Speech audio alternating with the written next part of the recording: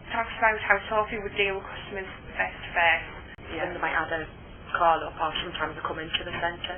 So we'll introduce ourselves, start them into the office. So if they want to make an appointment, or if they've came to attend the appointment, that's what Sophie would do. You work on an appointment system, don't you? We do, yeah. She'll start them in there and then tell them to take a seat, just confirm what the appointment was for, and then she'll listen to the client's needs and wants, and provide the assistance that they require. So obviously when she does that, she'll be able to do with the customers like a one-to-one, won't she?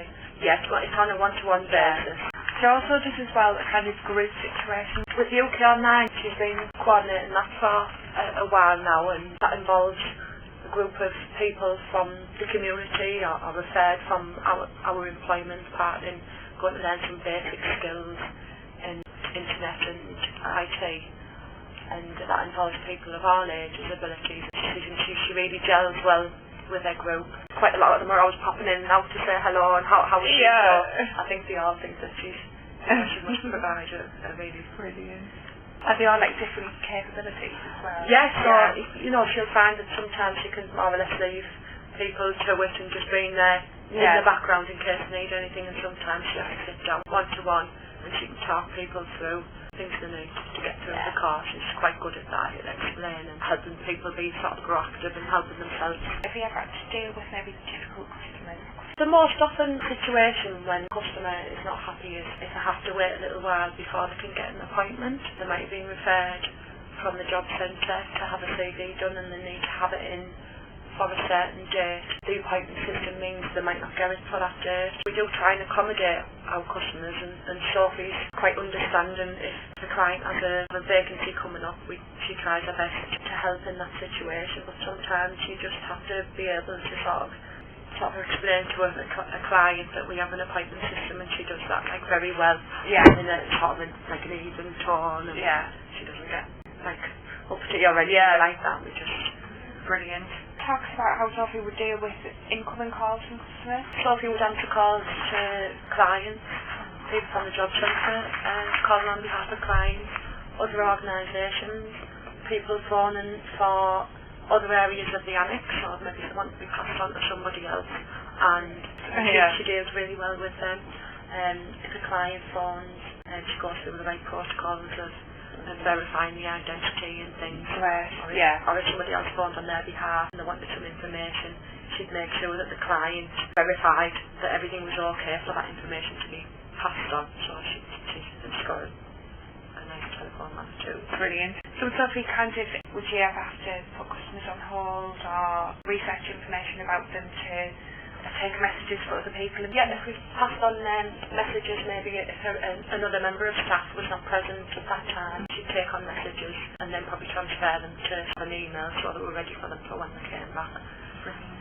Or if she was passing the phone on to somebody who was available, we put them on secrecy, get all the details, put them on hold, and then go and check with that member of staff who was alright to take the call.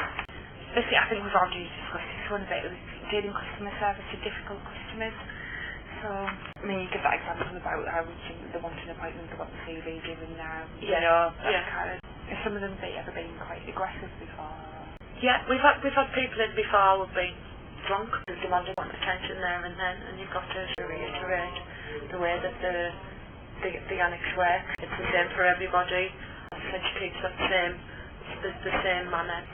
Talk about how Sophie would deal with customers, either in writing or electronically. Yeah, sometimes customers require an email sent to themselves, maybe they want the CV attached, and they might either call up and request that, or email ourselves to ask, could they have another copy of this or a cover letter or something like that. She's quite good at corresponding on email, as well internally as well as externally to customers. So, would she, format the files correctly, would she send that over, which makes sure that there's no kind of errors in the documents? Yeah, definitely. Yeah. She's good at proofreading. And would some of them will be in timescales really, won't they? She always try to ensure that there is, she adheres to that timescale. Yes, probably 100% on the CV side of things. When somebody's getting a CV made from scratch, we have to give a 7 days sort of limit on things. If there was ever going to be any problems or anything like that, say something unexpected came up, should therefore sort of keep in touch with the client to let them know. Talks about how Sophie would be reliable in delivering customer service. She's always in good time before the appointment for that day begins, ensuring she's at a workstation and she's got a diary open. Yeah. To skim through the appointments for that day to make sure that she's got all the information at hand, so she's well prepared for when the clients are at the appointment. Brilliant. What kind of policies and procedures or rules would Sophie kind of abide to in the workplace? Data protection and confidentiality protocols that we have to adhere to every day, especially dealing with people's private or sensitive information. So she's aware of all the rules and regulations. That is lovely. Julie, thank you very much.